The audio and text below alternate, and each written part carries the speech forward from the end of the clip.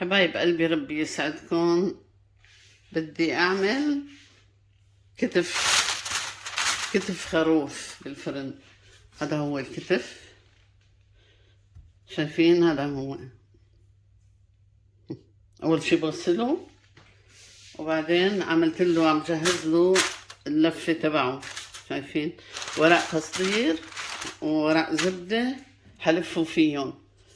راح أحط هي بصل شرايح، وهي بطاطا، شايفين؟ مغسولة ونظيفة، هي بقشرة بس منظفتها وواصلتها منيح. وهي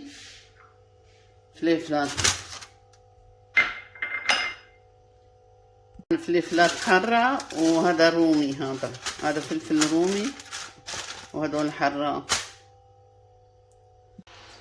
حبايبي عشان الخلطة حطيت لبن، طبعا الخلطة بتعود للواحد وحسب ما متعود.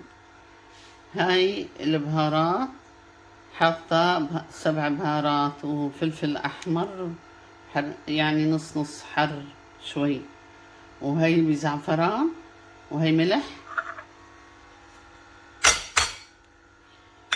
وهي ورق غار، وهي حب هيل وقرفة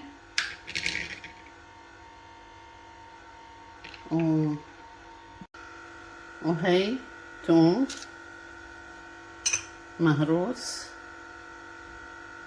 وهي خل أبيض. ريحة الخلطة غير شكل.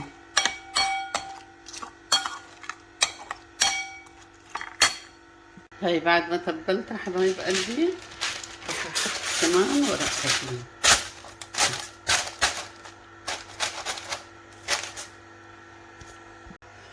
شايفين؟ انا لفيتها منيح ورق الزبدة، ولسه حلفها بورق تصدير اكتر من هيك. هاي لفيتها، رح ادخلها الفرن، تقعد شي 3 ساعات بالفرن. حبايبي هاي زبدة وزيت زيتون شوي. بدي اعمل الصلصة تبع المعكرونة.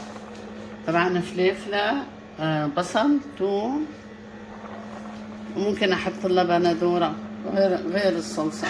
وهي عم بسلق معكرونة لان ولادي بيحبوا المعكرونة جنب الكتف. سلطة، شايفين ما احلاها. وهي المعكرونة سلقتها. صرت منزلة مليون طريقة للمعكرونة.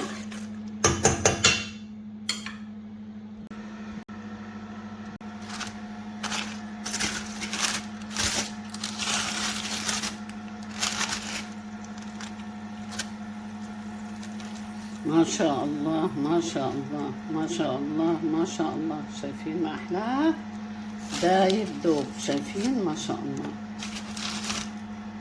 الله والله الطعم خرافي، طعم غير شكل. هلا رح احط البطاطا حواليه.